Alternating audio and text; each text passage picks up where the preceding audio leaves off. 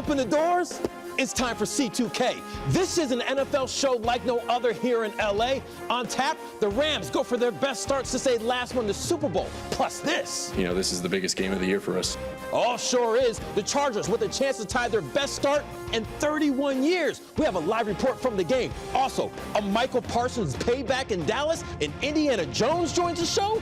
This is Countdown to Kickoff. Let's go.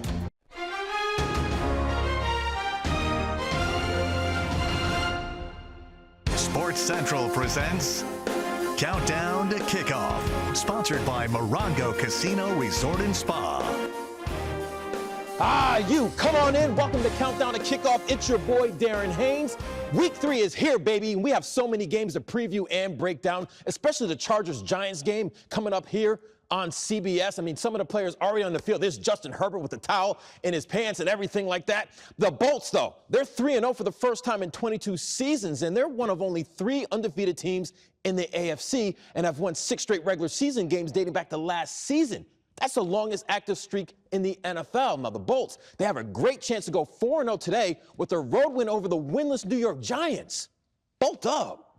Truly 1 week at a time for us. You know, we've never looked too far ahead, and we've never looked back. And you know, this is the biggest game of the year for us. It's going forward and making sure that we're on our stuff because, like you said, they're much better than their record indicates. I haven't been 4-0 yet in the NFL in my 8 years of playing, so I'm trying to do everything I can to help us get to 4-0, and one play at a time, one down at a time, and I can't wait.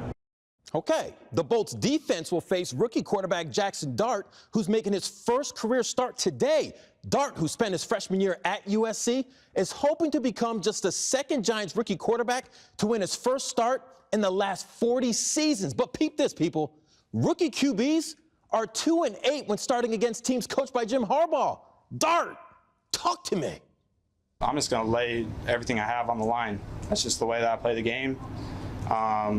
You know, when I step in between those lines, nothing else in the world matters to me except doing everything that I can to win it. Super talented guy, first-round pick for a reason, great college career. He seems to have, like, really a lot of confidence and moxie, I would say. So I don't think he'll be intimidated by any means. And so, you know, we'd look at it as a great challenge. All right, my man Chris Haynes at the game in New Jersey. And Chris, we just heard from Jackson Dart. How do the Chargers plan to stop a quarterback they're so unfamiliar with? Well, Darren, it's a great question, and there's just this renewed energy here at MetLife Stadium. Of course, the Giants 0-3, but you would think that this is just the season starting over again. Everybody's excited to see Jackson Dart.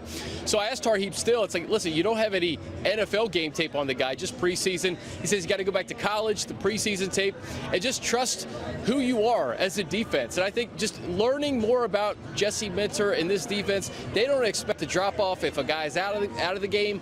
And I look at what they've done the first 3 weeks there, and for Jackson Dart, he's going to have to deal with Derwin James, the Defensive Player of the Week. He's going to have to deal with Tier Tart being disruptive up front. So I think confusing him and getting him out of sorts early, I think, is going to be a key to this for sure. Yeah, definitely a key. Now on offense, Justin Herbert, he was pressured a lot in the previous game against Denver. How do they plan to stop this Giants defense that knows how to get after the quarterback as well?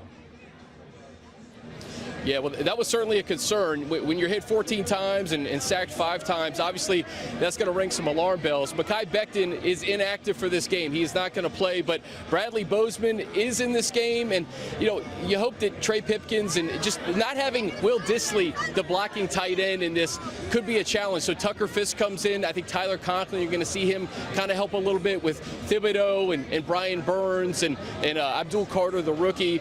But I think that this is an Amari and Hampton game, Darren. 129 total yards and a touchdown last week. The Giants enter week 4 31st against the run. So I look for Amari and Hampton to have a big game. And inactives just came out. Outside of Bradley Bozeman playing, not a ton of surprises. Darius Davis is not going to play in this football game. I mentioned Will Dissly. Mickens is also inactive. So we'll see what happens. But a great opportunity today for the Chargers to get to 4-0.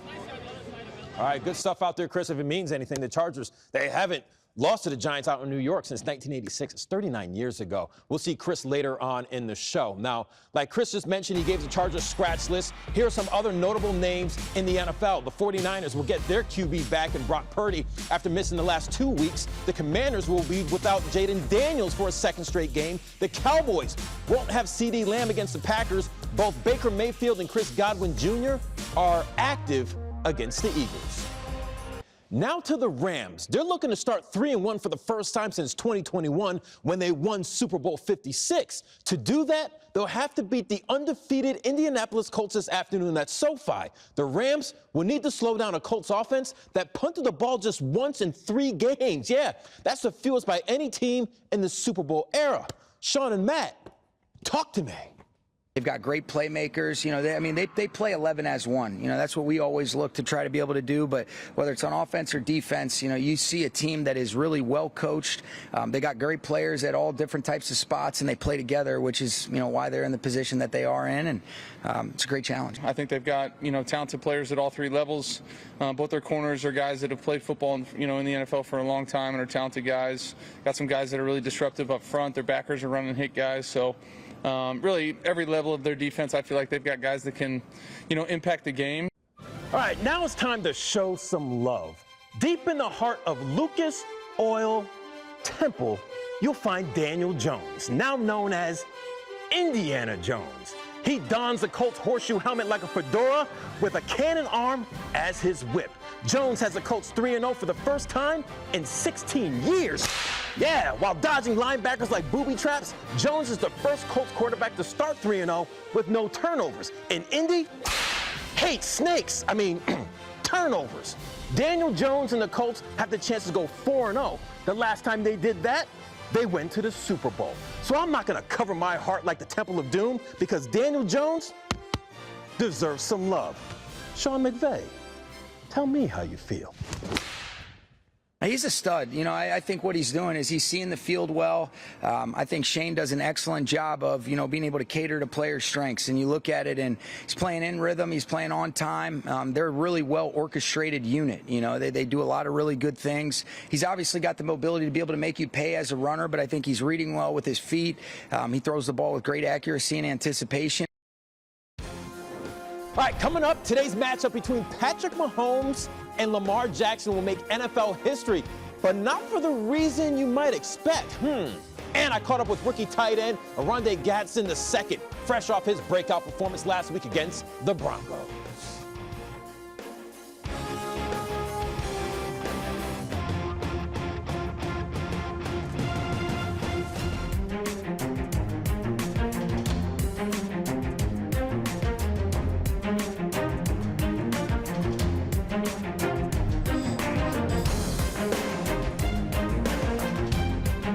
Welcome back. Our game of the week, Ravens at Chiefs. Lamar Jackson and Patrick Mahomes will make history this afternoon. It's the first matchup between multiple-time MVP quarterbacks in which each enters with a losing record. Mahomes owns a 5-1 record head-to-head against Lamar and has played in 5 Super Bowls, while Jackson is still waiting for his first appearance.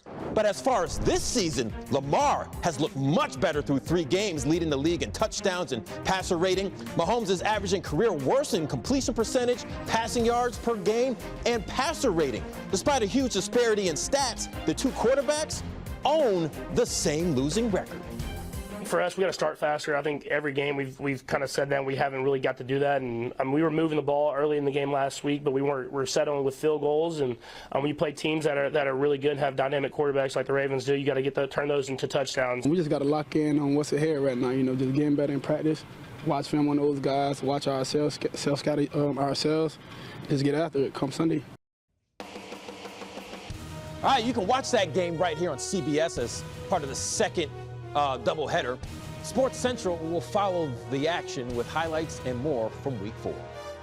Let's go back to the Bolts. When the Chargers drafted Oronde Gadsden II, the first thing head coach Jim Harbaugh said was he can help the Bolts immediately. And Gadsden did, making 2 big catches in the Chargers' game-winning drive over Denver to improve to 3-0.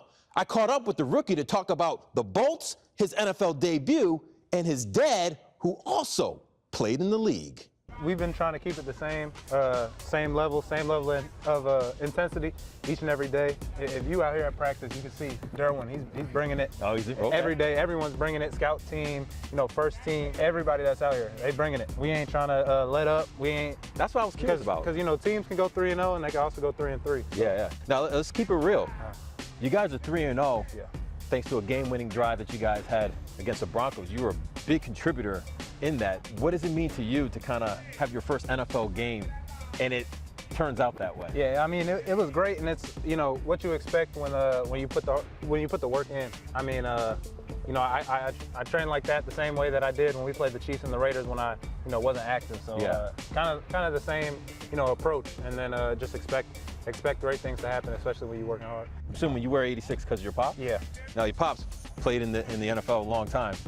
What kind of advice has he given you that you apply to your pro career now? Yeah, he's just giving me all types of different advice, anything that he's learned or he's, seen along the way, and then he's giving me the opportunity to speak to other people, other players that have played in the NFL, other, Hall of Fame players, other great players from the Dolphins or, any team that he played for in the past. Antonio Gates gets inducted into the Hall of Fame.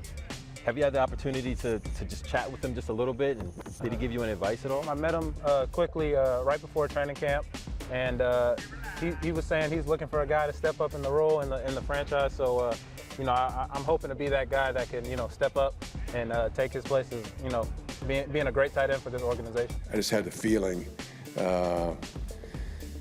been to this movie a few times, that it's there's more good to come. When you hear your head coach say that about yourself, how does that make you feel?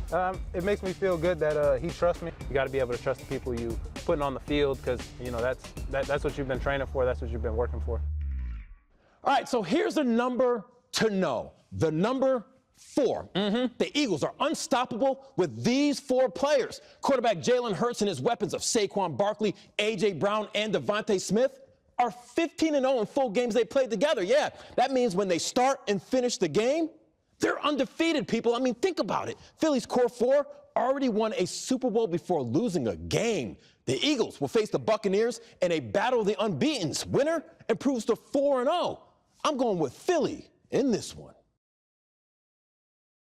The loser has to wear the opposite team's jersey on TV. The Eagles, they're going to lose. They're going to lose. They're going to lose. Joshua Carty has it blocked again. Eagles hang on. I should have picked Philly last week, too. Now I got to wear this stupid Eagles jersey, but a bet is a bet. The Rams were defeated. But you want to know why I'm heated? I'm heated because it took me forever just to find this stupid jersey. Every store here in L.A. looking at me crazy like, why you want Eagles gear? And it cost me $174.99. Yeah, your boy definitely learned his lesson this time. Ugh. I got to get this jersey off. All right, still to come, what Micah Parsons has to say about returning to Dallas 1 month after the Cowboys traded him to Green Bay. And Chris Haynes, my man, takes a stroll through Central Park for this week's edition of Bolts on the Road. That's next on C2K.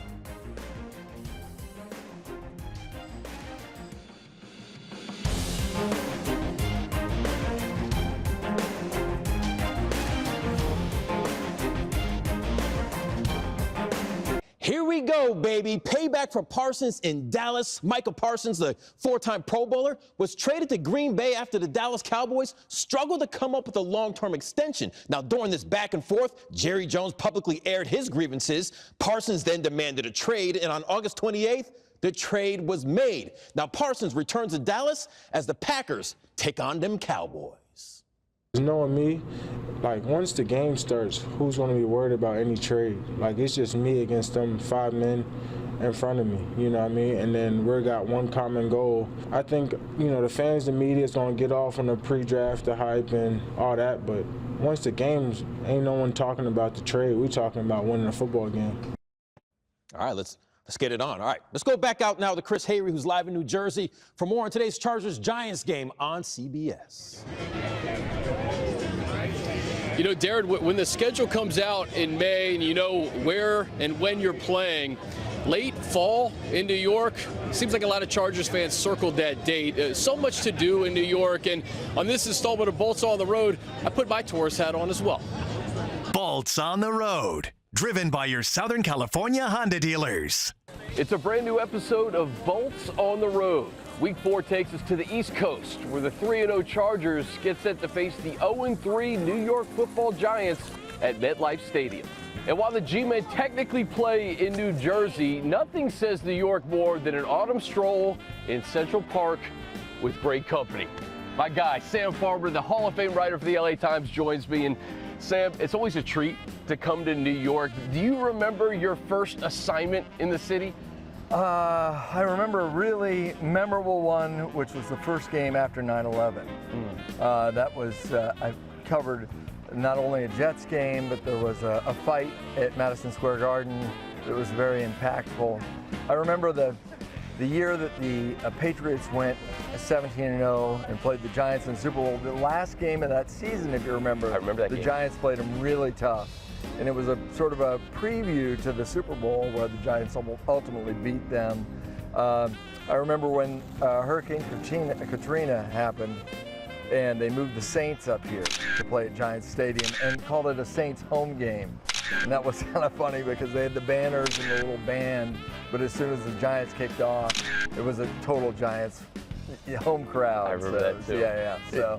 So many great games. So many great memories in this city. And you know, you look to the left, the Dakota building. John Madden, who I consider like a West Coast guy, like he lived here. He did, yeah. He had a great apartment in the Dakota, first floor apartment. Joe Namath lived there. And, Gilda Radner lived there. And famously, John Lennon lived there and was shot there in front of the Dakota. There's something about New York and being in Central Park with you, my friend. I appreciate you. So great seeing you, Chris. All right. Guys, Sam is the absolute best, and he wrote a great article about Keenan Allen in Friday's edition of the LA Times. The ageless Keenan Allen, who has a touchdown in each of his first 3 games. Darren, I wouldn't be surprised in the least if number 13 somehow affects this game in a positive way for the Chargers today. Yeah, Chris, I mean, he's only 7 receptions away from 1,000 in his career. That is a Bolts legend. All right, Chargers trying to look to beat the Giants for a 6th straight time. Enjoy the game, Chris. All right, coming up, we'll share my Week 4 fantasy tips to help you get the dub in your league next.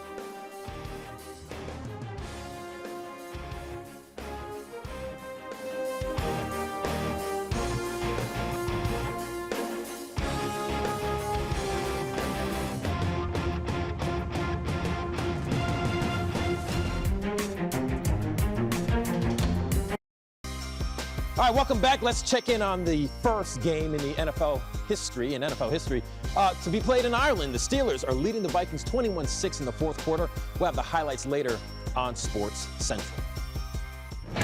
Today's Charbroiled Fantasy is sponsored by Carl's Jr. Ooh, that burger looks good. All right, so there's still time to adjust your fantasy lineups. Here are my Week 4 picks. Caleb Williams is the reigning NFC Offensive Player of the Week. My man threw for 4 touchdowns against the Cowboys. I expect the former USC Heisman Trophy winner to have another big game today against the Raiders, who gave up 41 points last week. Sticking with the Bears, I'm going with Caleb's favorite target, Rome Odunze. The second-year receiver already has 4 touchdown catches through 3 games. But don't be surprised to see him find the end zone once again today in Las Vegas. At running back, I'm going local, baby. Chargers Omarion Hampton, the rookie, broke out for 129 total yards last week against the Broncos. Expect Hampton to have an increased workload moving forward with Najee Harris out for the season with a torn Achilles. All right, time for my final drive. Washington Commander and Monte Vista alum Zach Ertz had the honor of laying a wreath at the tomb of the unknown soldier. He was described the moment as heavy but an honor, as the tomb serves as a final resting place for thousands of U.S. veterans. When we see those rows of white headstones in Arlington, Virginia, you can't help but to get emotional. Listen, we all love football. That's why we're here, and that's why we have this show. But it wouldn't be possible if it weren't for those who sacrificed their lives for our country. And Zach Ertz had a pretty special moment to do that. All right, change the beat up now. That's going to do it for us on Countdown to Kickoff. Enjoy your football Sunday, everybody. Give me the rock. Give me the rock. I'm out.